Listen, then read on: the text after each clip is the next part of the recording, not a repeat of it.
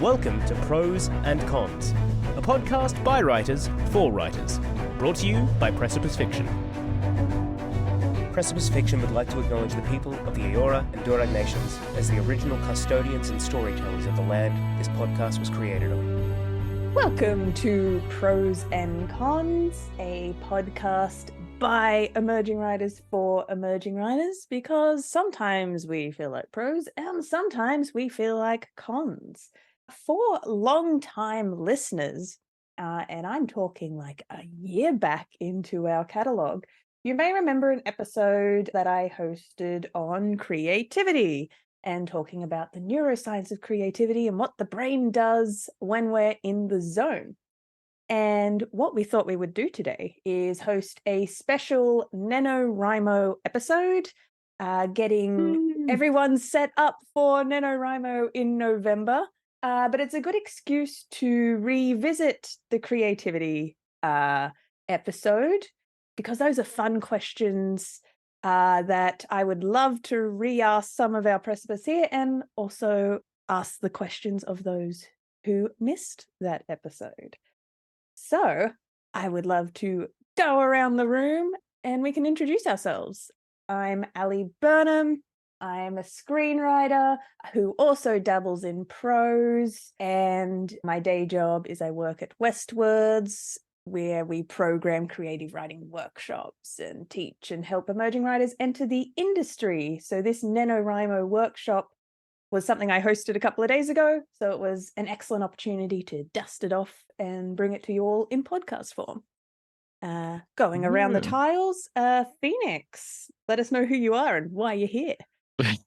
I'm here because I met all these nice people a little while ago. We started talking about writing. No, but my name's, well, literally, yes, that is why. But my name is Phoenix, and I'm a freelance editor, founder of Bentlight Writing. And what that is we're a collective of authenticity/sensitivity readers, and just trying to help bring that extra grain of authenticity to the page in various stories. So that's a project I'm getting off the ground right now. Yeah, if you're looking for me online, fun fact, I found this out today. I am on Ozlit, which is the first time I've experienced myself being populated on the internet that I didn't have a hand in putting myself in. Like, I just exist there. And I'm like, oh, I don't even have access to this information. They request I subscribe. So that was a cool moment. I'm like, oh, look. Someone else is profiling you. Yes, no, and Yes. I tried to connect the dots, and I suspect it was because the new Mythic was shortlisted for the Aurealis Awards, and you and Matan specifically were nominated, so that's why you two have profiles on Ozlit. So congratulations. Yeah. Fun moment for me today. Alex, who are you? Yes, my name is Alex Eldridge. I am a writer of both horror and more recently sort of a literary and commercial fiction. Let me see, I've published one collection of short stories myself called Golden Hour, and then with this lovely group we've done the new Mythic. And I also recently had a story published, I guess, in the big issue. Nice. And long time no see. Who are you, James? I'm James Healy. I'm just happy to be here. Very busy at the moment, kind of with life stuff, but I'm a writer of horror and science fiction and a freelance editor as well. Awesome. Short and sweet. That's the way to do it. All right. So, did we want to say very quickly what we've been watching? I actually had to think about what was the last thing I plugged on the podcast, because I couldn't remember the last thing.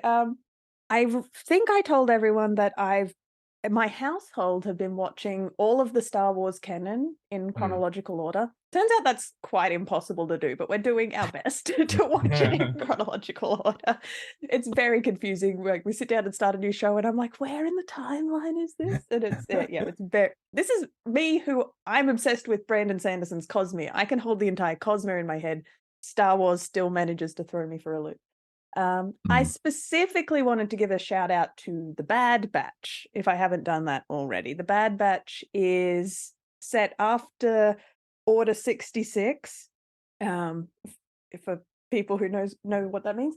And it is a specific set of clones who never quite fit in, now find themselves extra alienated. And it's a story of we've seen it before with The Last of Us and Mandalorian, actually, but they end up adopting a child. It's a bunch of dads adopt a child, and they have to work out how to dad.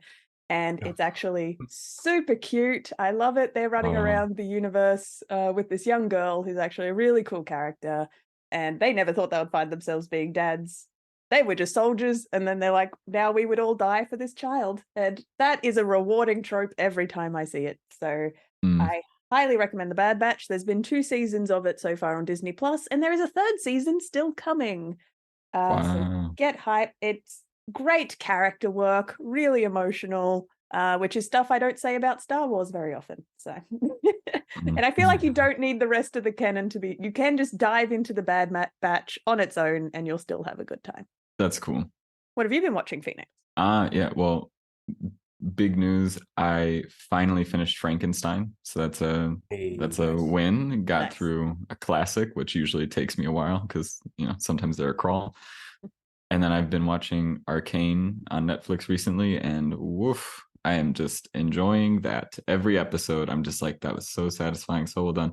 Every single one is like a good movie. Every episode is like a good movie, like really good, full on. Animation's beautiful. Highly, highly, highly recommend. I adored Arcane. Mm-hmm.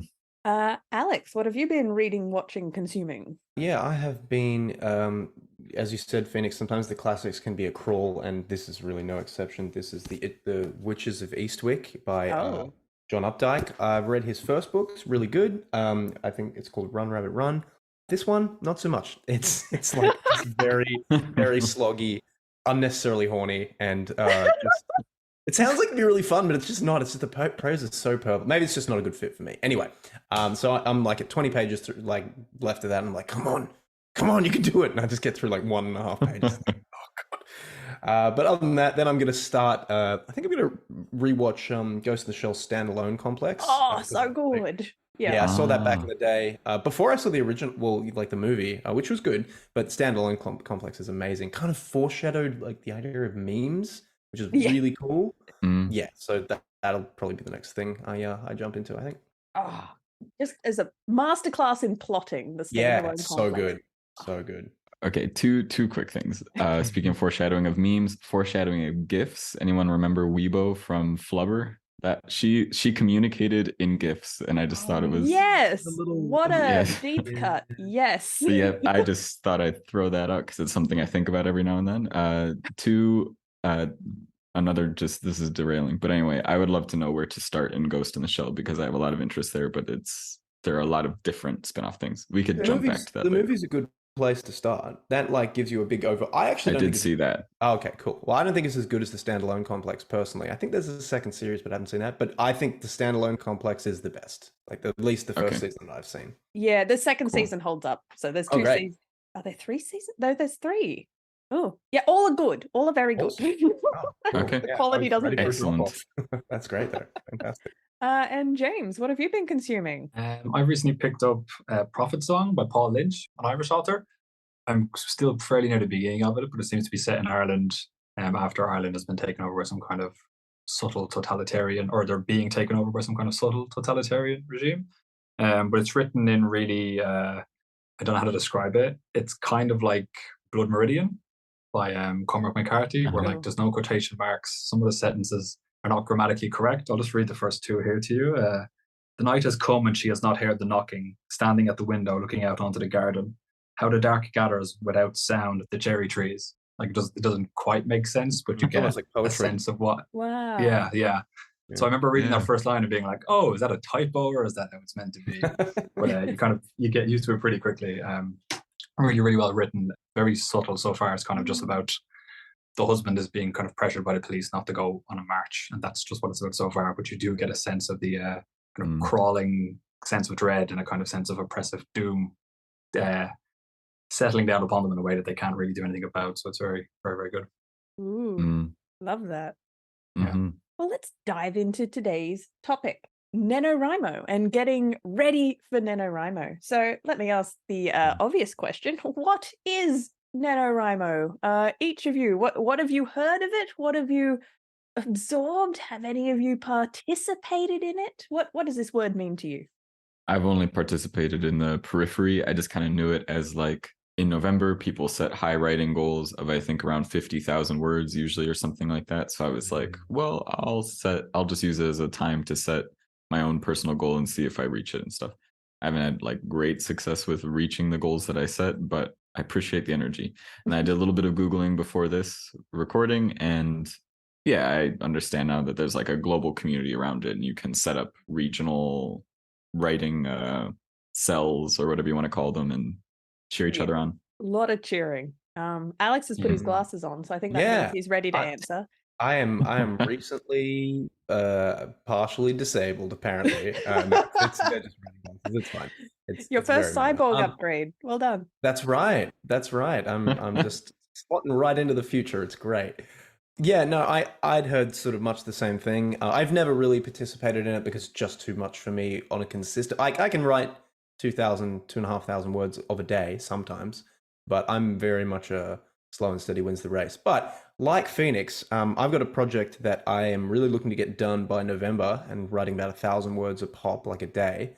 And I'm, pretty much looking to slot NaNoWriMo in for my reason to get that completed. So probably not the stretch goals that are at the top of it, but yeah. That's incredible. And I also think you're being quite humble, Alex. I think you're a bit of a workhorse. The words pour out of you pretty quick. Says you. Exactly. I have an authority on it. All right.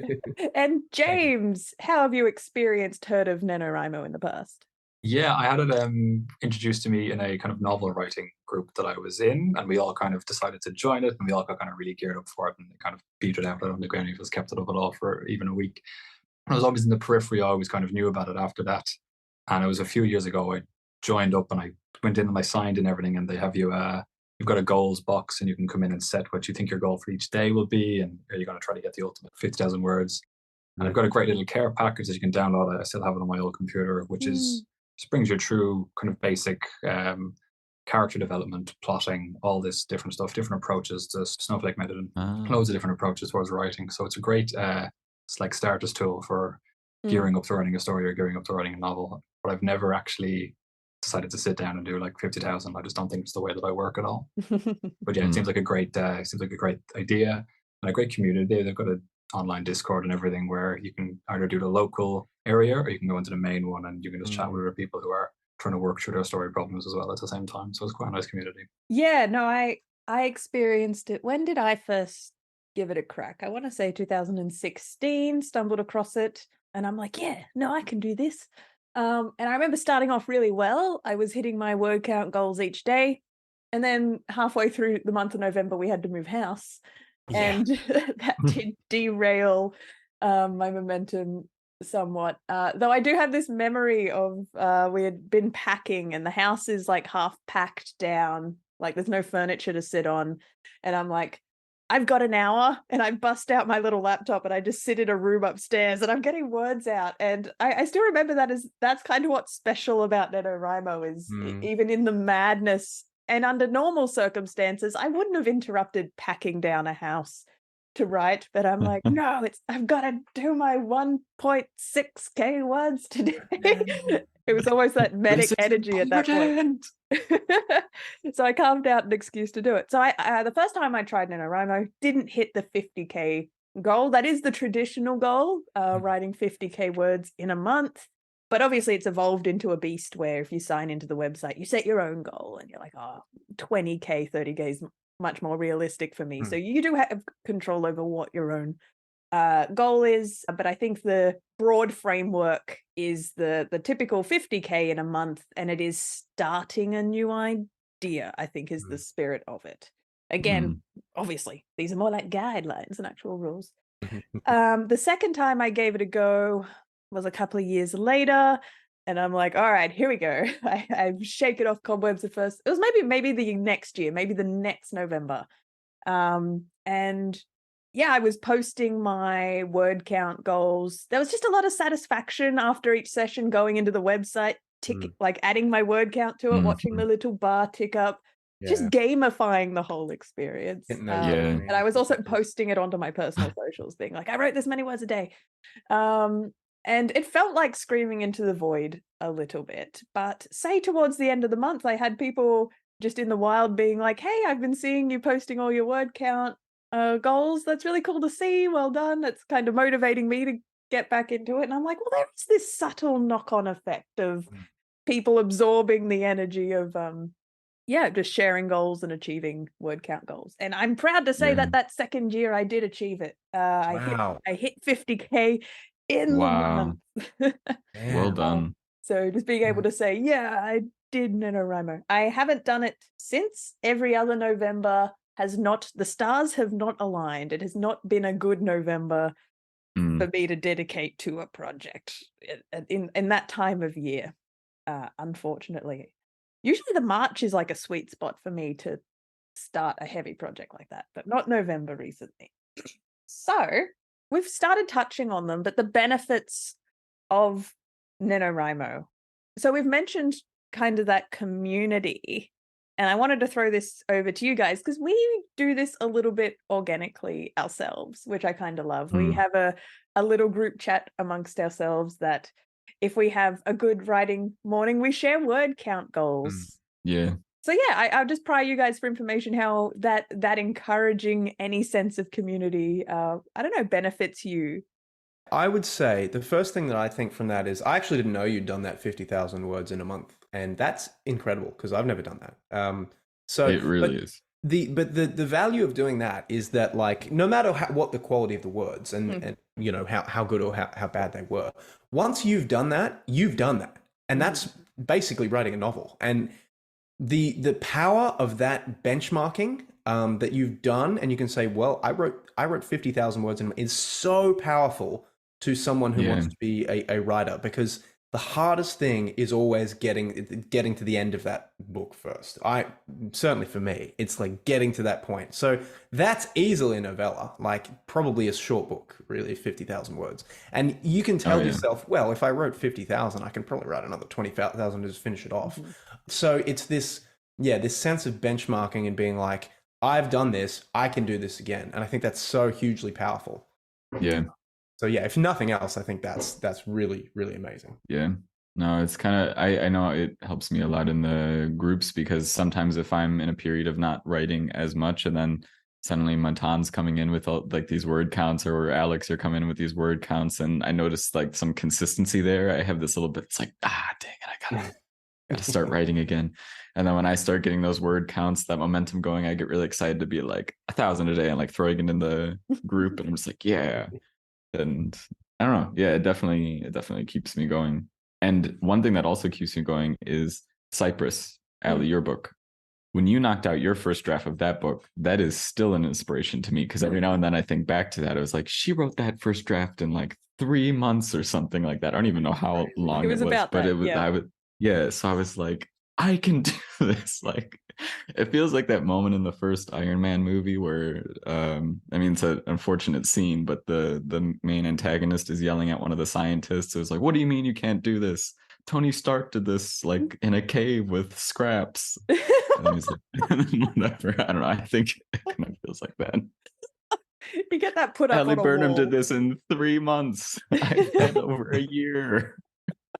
I think, yeah, what you're both saying, and this idea that it's like once you prove it to yourself, you're kind of like, yeah, even if the writing's crap. And kind of that's the point of NaNoWriMo. It's about turning off the editor brain. It's turning off the judgment brain. We're just measuring output.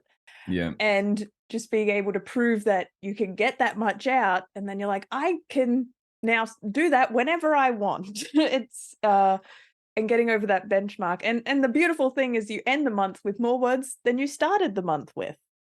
Again, you may have to go back and edit them, but these words didn't exist. And now they exist. Same question to you, James, though. Do you find the cheerleading motivational helps you? Definitely, absolutely. I also think it's really useful having that motivation to find somewhere in your day that you can carve out, and you can get consistent with that. Then you kind of know, like, that's where that would fit, like, at any time. You kind of know you can find an hour here or there, and if you can keep that up for a month, then that'll become kind of a consistent place where you're like, well, now this is when I write, and also I know that I can write at this point, which I think is really, really useful, because that's something that can help you be consistent like even after that project has ended, when you want to step back into it, even just for writing for yourself, or even finding time to edit and stuff, you've kind of found that block in your day or in your week or whatever it is. So yeah, it's massively useful. Well, off the back of that, I'll ask specifics then. So for you, James, when do you carve out that time? When does it work with your schedule? So at the moment, I have no time, but before, when I was writing last, it was, I had about an hour and a half in between work and training. When I would sit down in a cafe, take out the iPad, and just, no matter how tired I was, or no matter how much I wasn't feeling it, I was like, just for an hour, I was going to put words down. And you often find either within that hour, you strike gold and something really works, or you just have to break through there's a certain amount of like, oh, I know the characters are just doing this, just doing this. Then you'll hit on something and be like, oh, I hadn't realized that would be a character's motivation in this moment, or oh, I hadn't realized the character would react that way. And then you pursue that for the next 20 minutes, whatever amount of time it is. It's usually pretty good. So something comes out of it at the end that you can use at least. So that's always good. And do you have a sense of how many words you would write in those hour sessions? I think my target was 1,000. Mm-hmm. I think I'd usually hit 1,000 or a little bit over. I think if it was 2,000, no, I don't think I ever had 2,000. I think it was about 1,000 or 1,500. Nice. Thereabouts in that hour and a half. Yeah. Very good. Same question to you, Phoenix. When do you carve out your writing time? It moves a little bit, but it's almost always in the morning, and I try to do it before I do anything else. If I'm going to be writing that day, I do it first thing before, and it's a discipline to like, I sit down on my computer and it's a little tempting to go and check email or go and check messages or whatever. But even before I do any of that, like just before I kind of let anything else into my mind and start kind of taking hold of little like threads of things I need to do that day, try to go into writing then. So it moves a little bit, but it's always the first thing I do. And I always set a timer for an hour, and then it's whatever I can do in that hour. And recently I haven't even been putting words on the page. I've just been sitting there with a journal, because I've been doing more like plot exploration really, and character motivation exploration. So no words technically in the story, but like my journal is practically full now, because I've just been like stream of consciousness exploring some things like that. But yeah, in the morning. I also find I'm more creative in the morning. Like I kind of feel that everything feels quieter. When you are first drafting, do you have a sense of what your typical word count is in an hour? Yeah, it's usually somewhere between 700 words and 1,000 something like that. Beautiful. Yeah. And Alex, when do you carve out your writing time? So I usually do it first thing in the morning. I'm a very, very list-focused person because I get distracted very, very easily. So I'll show you this is what I had from yesterday. I've got all my little things there. You can't really see it, but it's like practice like guitar solo, do some flyers. So that's always the first thing. So I do that, and I've got a little checkbox that I can tick off to give myself that little dopamine hit. I will do that first thing in the morning. Now, recently, what I've been doing is changing it up a little bit and doing it in sprints. And I'll do 2 times 25-minute sprints, and it's a good opportunity to sort of do a little reset. So yesterday I did it, and the first sprint was like 600 words or 700 words, something like that. And then you look at it and you go, wow, that was only 25 minutes. I just blew through that. Sometimes you'll do 25 and you'll get 300 and you'll be like, this is rubbish. I hate it, and throw your computer on. But yeah, always first thing in the morning. If I don't do it first thing in the morning, it might get done. But if I do it first thing in the morning, it will get done, because it's important for me to keep that consistency, especially with the sort of novel project I'm doing right now. It's a pretty high priority. So yeah, first thing is always the way to do it. And as to your second question, how much I usually write, yeah, it tends to be around that 700 to 1,000 mark. I usually, I used to be setting myself word count goals of 500, but I found that I didn't really break escape velocity much if I only did 500. It was kind of like just when I'm starting to get into the zone, so that's when I started doing the sprints, and that's been pretty effective. And that's just one of those techniques that I think I'll cycle through, and then I might change to like going to the end of the chapter or something in a couple of months, or I love that. For my own 2 cents, I'm now a morning writer as well. I didn't used to be. So when I was more freelance and had control over my time, that 10 a.m., 11 a.m. was a sweet spot. But then I went and got a job. So I'm like, I'm gonna have to wake up before and write in the morning. And that morning brain, as you've both said, I found best to tap into. I would really struggle to write after, like, at the end of the day, once the sun's down and the Mhm. brain is now also down. So taking advantage of that morning brain, I thankfully can easily carve out maybe a 2-hour block for myself of a morning. The Labrador knows to put herself back to bed because Ali's going to be ignoring her for those 2 hours. She gets fed and then she goes back to sleep. In about an hour, I feel like a bad hour for me is 500 words. That's if I haven't been writing for a while. It's a real struggle. I'll be lucky to get 500. A good hour for me, I can probably hit 2K. So it pendulums between that, I think. And the difference between what I'm calling a good morning hour and a bad one is if I have a routine. So I haven't written for about a month myself because I have been insanely busy. And by writing, I mean first drafting. I do split the hairs between editing and then, as you've said, Phoenix, plotting. I'm like, that's a different brain, that's a different exercise. But writing, just that first draft, getting the words down, I haven't done that in about a month. So I'm giving myself permission for that to be a real struggle when I get back to it. So if I do an hour session, giving myself permission that it'll probably be only about 500 words, and that's okay. I only have those excellent 2,000 word ones if I'm, say, 2 weeks in to a really repetitive routine that I've been doing it at that same time every day. I'll ask you all to speak to that. How does habit inform your progress, making the words flow easier? Yeah, I think that's a huge part. I read quite a few writer biographies, and one that always comes to mind is, of course, the granddaddy of horror, Stephen King.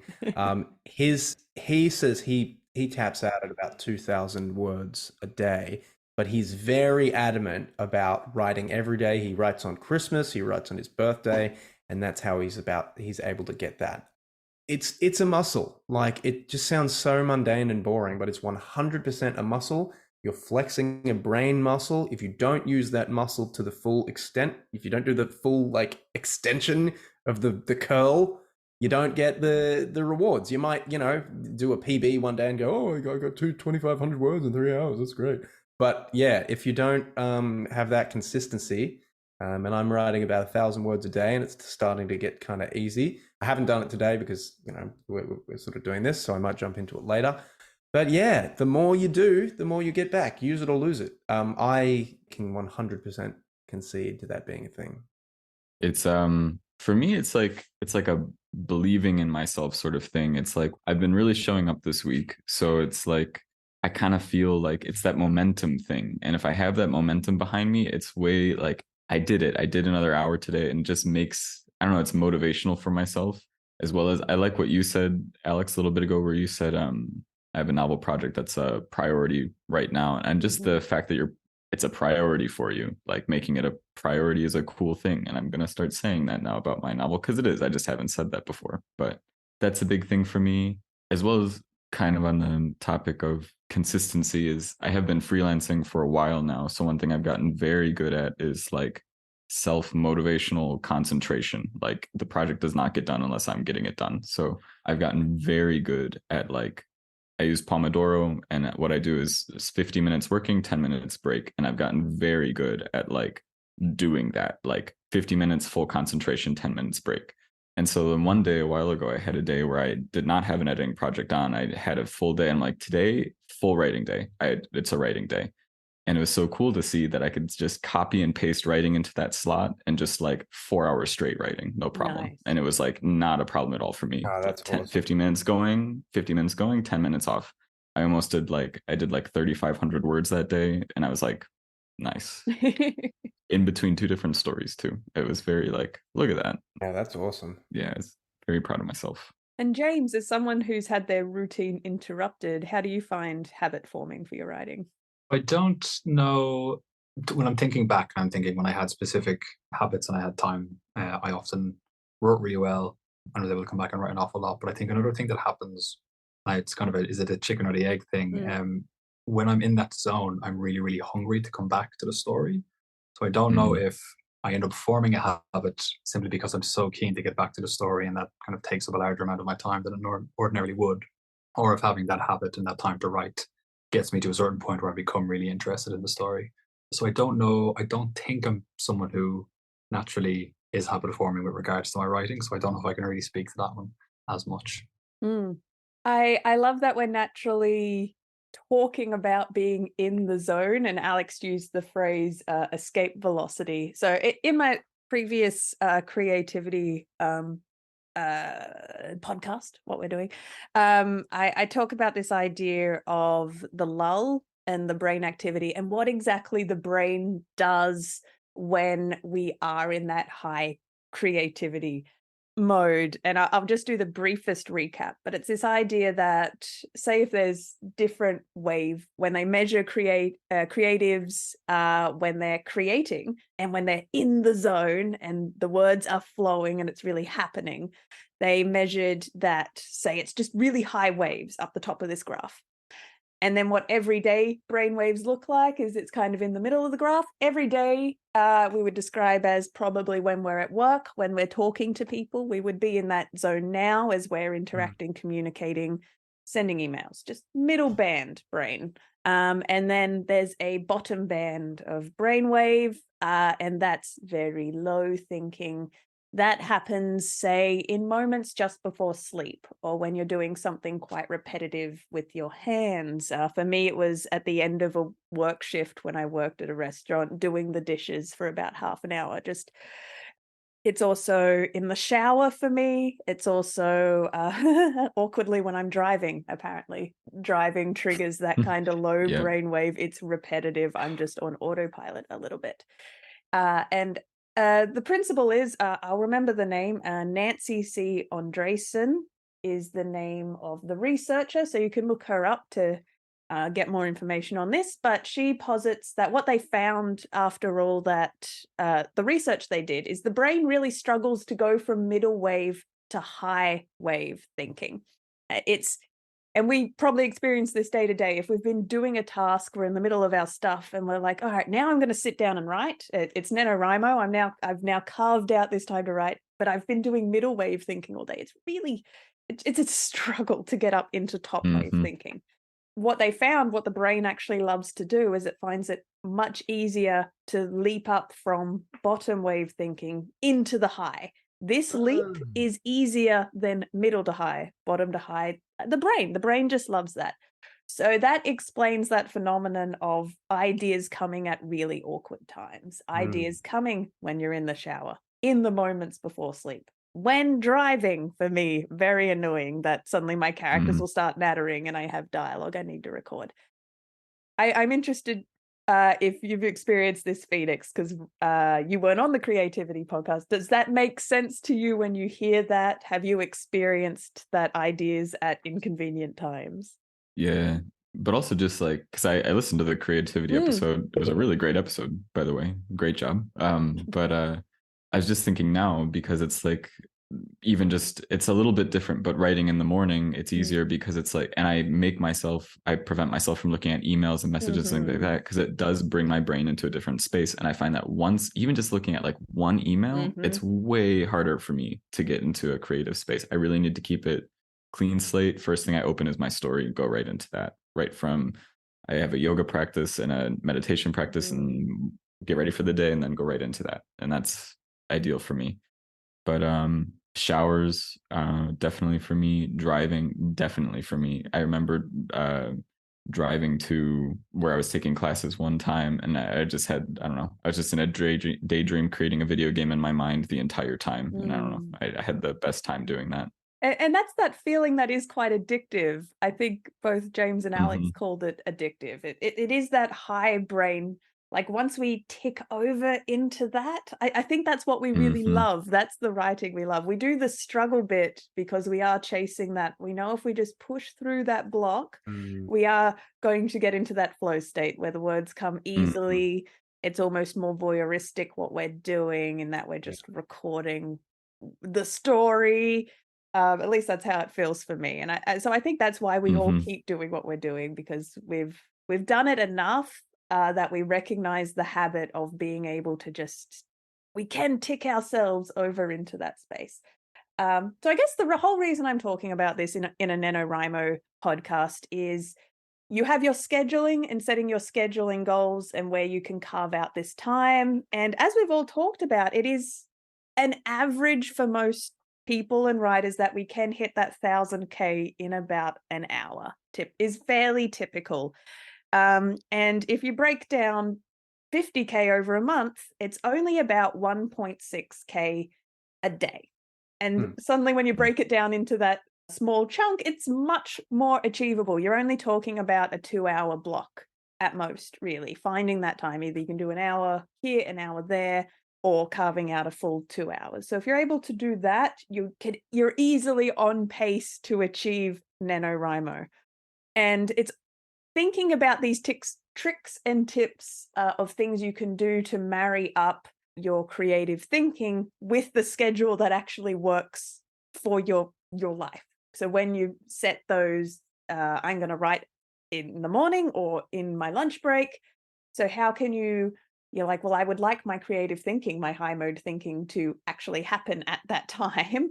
And it is that getting bored. It is going for a walk. It is doing yoga, as Phoenix said, anything that just slows the brain down. Because if you can get yourself into low mode thinking before you start writing, you have a much better chance of being able to shoot up. I use that term every time.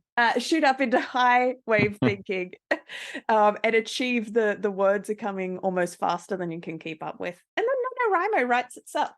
But I think everyone will surprise themselves. All the listeners out there who want to give NaNoWriMo a go, you will surprise yourself about, as you continue to train this muscle, how it will feel easier and easier each day. Even if you don't do the whole month, if you can just do a week of every day for 7 days in a row, the difference between day 1 and day 7 is going to feel incredible. Mm-hmm. The other thing I wanted to ask is about if you wanted to share a little bit about your family life and how the people around you respect your writing and how you communicate your writing time to them. I'm still eager to get our +1s on a podcast. I'll push for that one day about what it's like living with a writer. But I've used this frame that a writer themselves doesn't do NaNoWriMo. A household does NaNoWriMo because you almost need to prioritize and communicate. I'm now going to be doing this thing for an hour and a half. I've made this important to me. And therefore, you're asking the people around you to also recognize that it is important and sacred and not to interrupt that. So I'll ask you, Phoenix, first. What's your household life like when you communicate with the people around you about your writing time? So I live with my wife / partner, Jose, and it is just very much that, like, I do just communicate, like, all right, I'm going into, especially if we have been like talking a little bit, there's been a little bit of discourse or something, then I do like, all right, I'm going into focus time. I'm going into the zone. And that means I put on my headphones and I do just like no talking, and she respects that too. It's great. But so we moved to Spain about 6 months ago, and the nature of that and putting yourself into a new country and stuff is there are a lot of practical things you need to talk about. So there are moments where she needs to talk to me about something. And in those moments, it's that compromise of like, this is important, so I have to pull myself out. But it's such a jarring, like what is it? We need to, okay, cool. And then I go back in. But it's like that, the smallest interruption can sometimes just like pull you off of that rail. And like when you're in it, and you kind of have to really respect that. But she's great about it. And we have it is just open communication. And I love, that's so true. It's not just you, it's the household is doing NaNoWriMo. James, I know you've been in a couple of share houses. How do you navigate that kind of respect for writing time? Usually was never too much of a problem in share houses because I think you could kind of state I'm working, or people were usually pretty respectful of that. Little bit of something I found it personally kind of tricky within relationships where I think people probably just didn't understand or they kind of didn't appreciate. I do need a little bit of time to kind of do it to myself, or maybe it's how I communicated about it. Either way, it was always a point of tension and a point of conflict, which is probably why I'm no longer in those relationships. So yeah, it always has been a tricky thing, or a tricky time, or a tricky way of communicating, that you do need to just carve this little bit of time out for yourself. And then probably the reason I'm not writing at the moment is just because there's a lot of interruptions in the day. So it is difficult to find that time to kind of just get that time to do it. So yeah, it is a tricky thing to manage. And how about you, Alex? It sounds like you've got a pretty good routine in the morning. Yeah, well, Liz is currently she's baristing in Cremorne right now, so she gets up real early. Wow, yeah. So generally, I have the house to myself most days, and to be honest, she's a long sleeper. So even if she's not working, she'll be in bed till like 10 o'clock. So it's kind of fine, to be honest. But look, if she's up and I'm like, hey, I'm writing, she'll very rarely interrupt me doing it. Like sometimes she'll be like, hey, do you want something for dinner? And I'll be like, okay. No, but she's very good about it. But it just seems to sort of work out. She's very much an afternoon person, and I'm very much a morning person. So it's almost like ships in the night, which is kind of useful in that respect. Yeah, no, that is very nice. I'll share my my anecdotes about my husband. He'll listen to this, so he'll find this funny / not funny. But when we were all living on top of each other in a smaller house when we were in Maroubra a couple of years ago, we didn't have offices. We only it was 2 bedrooms and then an open space. So our housemate had his bedroom was / an office. I'm thinking specifically of the first COVID lockdown. So then my husband and I, our bedroom became his office. He had to work from home on the computer in there. And then so the dining table in the shared space became my writing space. The 2 lads were good at respecting that, but I did have to make it very clear that if you come down into the kitchen and come down in the space, you're welcome to walk around, but please don't talk to me, because the moment you say something to me, you're going to throw me out of the momentum and the quiet that I've been trying to cultivate. I don't put headphones on. Listening to music doesn't help my writing process. I do. White noise is okay, but if I'm writing in a cafe, I will put, I have noise cancelling earphones now, but I will play static or white noise in the headphones to drown out kind of cafe noises, because sometimes I find the conversation on the table over too interesting, and even that's enough to throw me out.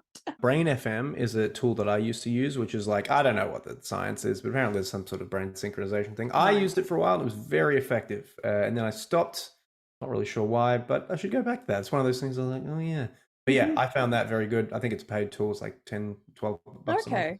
But that's a really good, like, it's like ambient, or you can just do white noise, or, so that's a very good tool for like noise cancellation. Yeah, no, I probably would have found something like that if I had to keep writing in a shared room like that. When I was hitting one really stressful deadline for Unsound, my film, and it was kind of like I needed to put many hours into it a day to hit the deadline. We had a hat system. It was literally just this, if I was wearing the hat, don't talk to me. Oh my gosh. But if I took the hat off, I'm just plodding around on emails. You can interrupt me. So it was literally, I had this visual cue. So I was writing with this hat on where I'm like, you guys, you can't talk to me. That's amazing. But then we moved house and now we all have our own offices, and that made it so much easier. Just thank God for sacred space. So it is that difference of privilege about where you are literally writing, if it is in an open shared space or if you have your own office. The other anecdote I'll share, because it's fun, is COVID lockdown the second. I did have an office, but my husband was also at home all day, and he's a lovely ADHD brain, and he knows and respects my writing so much, but ADHD brain will override this sometimes. And so I'll be writing in my office and he'll walk in, and then the dog follows him, and I've got a couch in the back of my office, and so they'll sit down and he'll be halfway through a conversation. Again, that's how his brain will work. So he'll just like keep the conversation he had in his head will continue on my couch, and I'm like, okay, I guess I'm not writing, I'm listening to this conversation. And then I will use it as an excuse for coffee. So I will get up, go to the kitchen, put on the kettle. He and the dog will both follow me out. The conversation will finish and end. And then I'll have my coffee ready, and I'll be like, great, I'll get back to it. And then I go back to the office and shut my door. And it became like a Pavlovian trade thing that would be my, keeping the relationship healthy, so I'm not snapping at him. But it was just every time he came into my space, that I would get up, leave the space, he would follow, and then I would come back. I'm just imagining this little train of you and then Nate. Yeah. That's such a cute mental image. It's like, all right, let's go get coffee. Come on, everyone. It's cute in hindsight, but at the time, my God. Oh my gosh, yeah. Because there was no lock on that door, and if I could have installed a lock on that door, I would have. I always feel, that's the thing, I always feel like such an asshole, because it's like, oh, here's my beautiful partner wanting to talk to me, and I have to be all like, oh, what? I hate it, but it's the reality. It is, because spending time with my imaginary friends. Please don't interrupt me. It is that tension between, because we know the effort it takes to get into that brain space, that thinking space in the zone, and we love like the endorphins we get from being in the zone. So the moment something interrupts that, even if it is the person we love the most in the world, it is kind of send us for a little bit of an emotional, a little bit of a kick. So that's why I would love to get all of them on the podcast, so they could have the right of defense and speak to what it's like being on the other side of that. Yeah. All right. So we're kind of nearing the end of the podcast. I wanted to end with a little bit of perhaps a loose structure is how I ended my workshop that I did the other day about getting people NaNoWriMo-ready. We've talked again about the difference between planners and pantsers. I think I'm surrounded by pantsers. That's fine. I'm a hybrid. You're a hybrid. That's right. I'm getting towards planning bits now. You've changed over time slightly. You're doing more. Yeah, I'm evolving.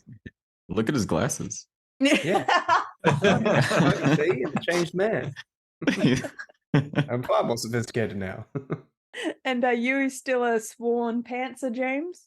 No, I think I'd be leaning into, I think I need to do kind of a little bit of planning so that there's a rough structure. But I did find for the one time that I got really geared up for NaNoWriMo, I planned the whole thing out, and then all of my interest evaporated immediately. Yeah. So I was like, okay, can't do that again.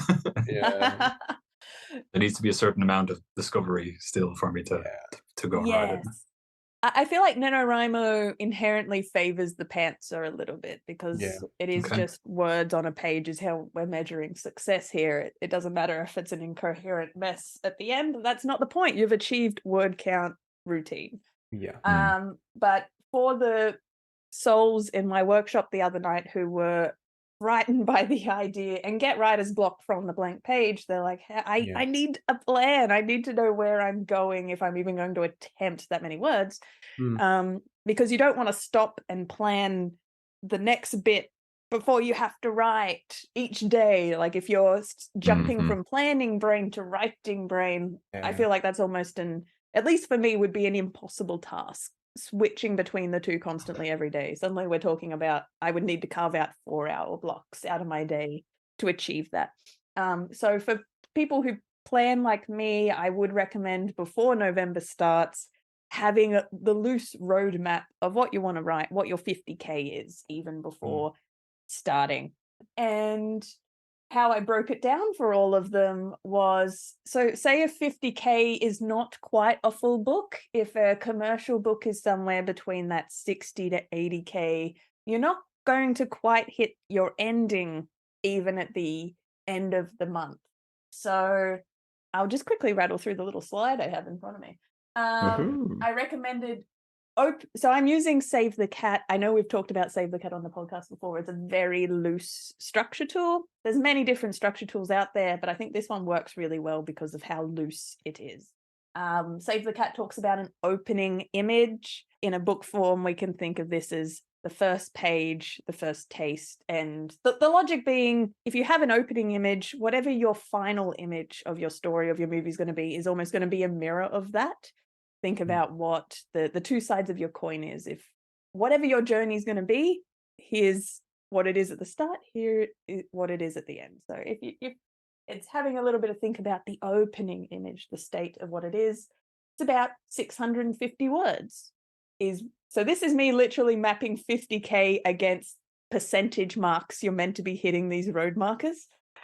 So that's about 650 words. So you'll be achieving that opening image your first day of writing, because it's less than the 1.6K mark. Save the Cat talks about theme stated. What that means is, in a movie, because movies aren't as sophisticated as books, they're a bit more formulaic. Say if your character at the start goes, I believe in this, and they're talking to another character in a cafe and they go, is that true? And they're like, yeah. It's the conversation where you manage to pluck out of your characters what their current view of the world is. And it ultimately is going to be the view that is challenged throughout the entire story. In books, there's a more sophisticated way of doing this, but essentially you're going to be presenting the worldview that the events of the story will challenge. Either it'll be still proven correct by the end, or will be proven wrong. I have about 3K, and around the day 2 mark, you'll be playing in whatever scene interrogates this theme. The setup, you've got about 6.3. By the end of 6.3K words, which is around your day 4 mark, is the setup. The setup is the very typical who, what, where, when, establishing status quo. So you've got about 6K words to get that all on the page, whatever scenes you have that are introducing your main characters, your environment, who all the main players are, the chess pieces. Save the Cat then talks about catalyst. I would say around day 5 mark, you're hitting catalyst at about the 7.5K mark. Catalyst is another word for inciting incident. You've set up the status quo. What's the thing that comes and interrupts it and unsettles it, smashes it up? Mm-hmm. And then around day 9 of November, debate. It talks about this. Debate isn't as frequent in other story structures. I kind of love it that Save the Cat actually spends this much time on debate. It says around the 15K word mark, you will reach the end of debate. Debate is almost refusal of the call, would be what it is in your hero's journey equivalent. It is the catalyst has happened and your hero goes, I don't know if I'm up for this. I don't know if I can do this. What are we going to do? It's the uncertainty and the discussion around how to deal with what has just happened. Around the day 12 mark of November, you will be around the end of fun and games. Fun and games is a very movie term. It's around the 19K mark of words. You'll reach the end of fun and games. I think of fun and games as your trailer moments. So if it's the promise of your story, if you're a rom-com or you have a cat and mouse situation, all the fun things that is the whole reason someone picked up the book is going to be happening in this portion of the story. It's the Spider-Man crime fighting success. Yes, he's moment. come into his own. He's wearing a suit by now. He's decided he's going to embrace it. He's going to be catching his first bad guys and throwing quips around. We're in fun and games. Mm-hmm. And then around day 20, you should be hitting your midpoint of your story. So this is where it's a bit confusing, because the middle of November, you won't be hitting midpoint. Around November 20th, you want to be hitting the midpoint. It's about 35K mark, roughly. And more these days, I'm appreciating how important the midpoint is and thinking more and more about midpoint and structuring my stories around midpoint. This idea that first half and second half need to have fundamental different theses. They need to be doing something needs to flip that can't be undone. I've been thinking more and more about the importance of a midpoint. And then by day 28, we're now really at the end of November, you've had about 47,500 words you'll be at around this point on day 28. And this section is called Bad Guys Close In. Essentially, after the midpoint, tension. It's all about, tension and danger ramping up. Things are looking dire. Things are looking bad. The stakes are raising, all that good stuff.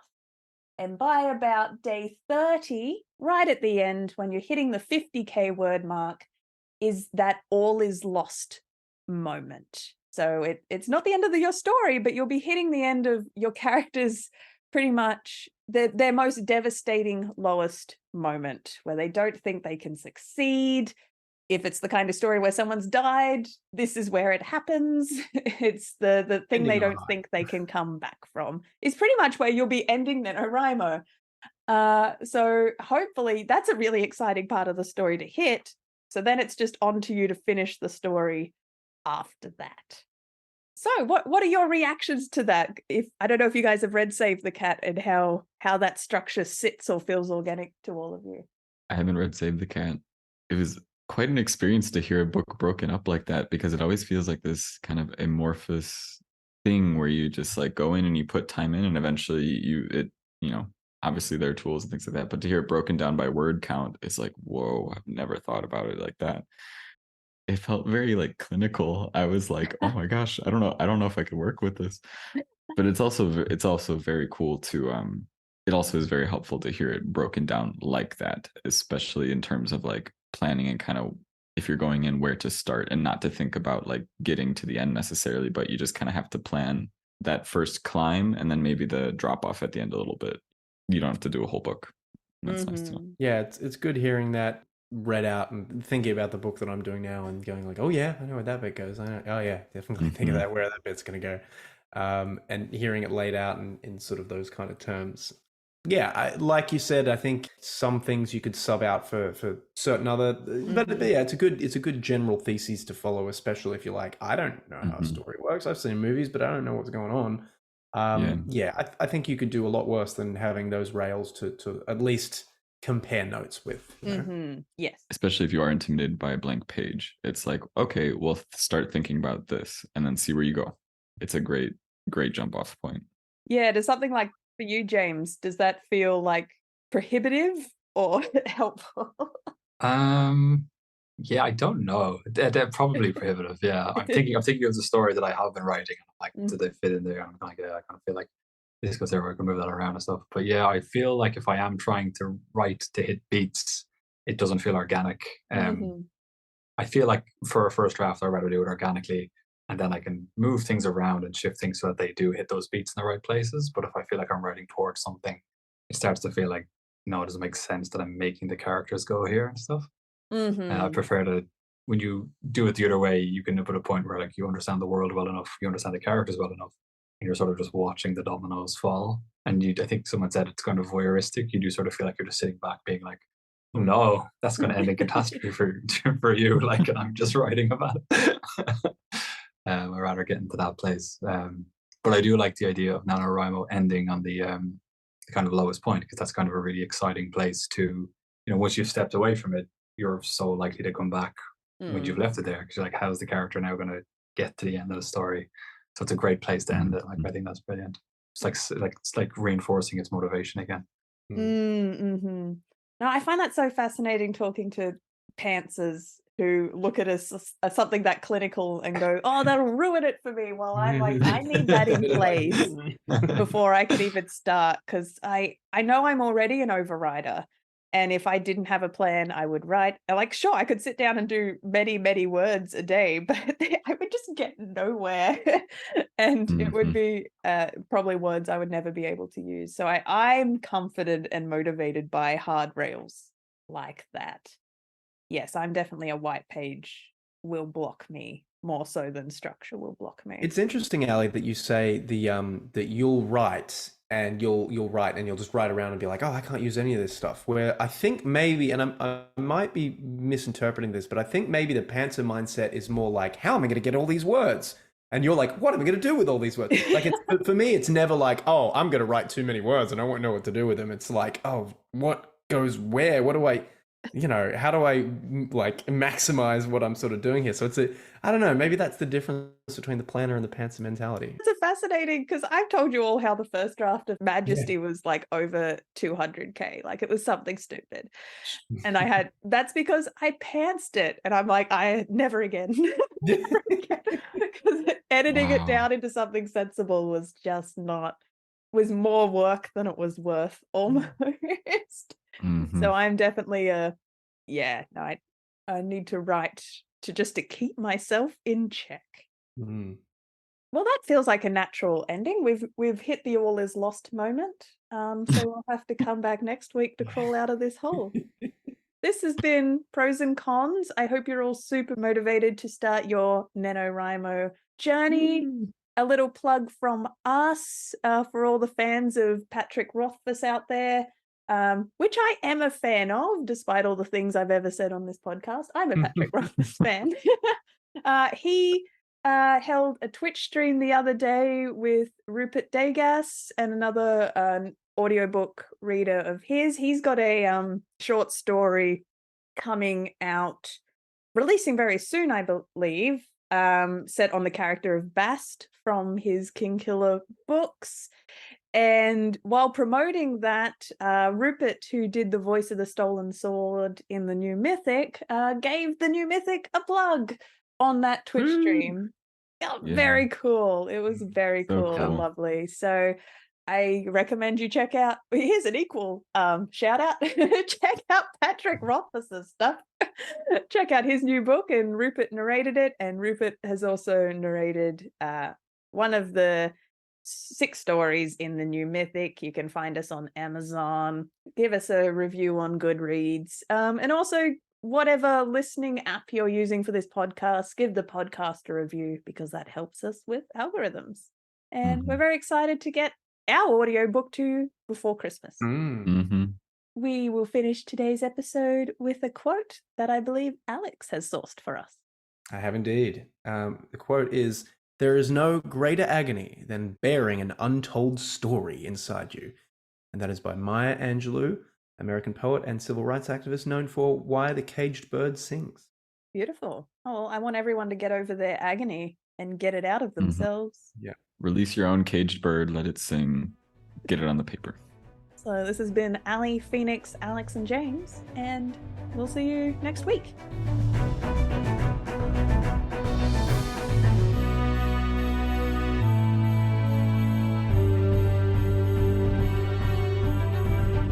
You're listening to Pros and Cons, the Precipice Fiction podcast.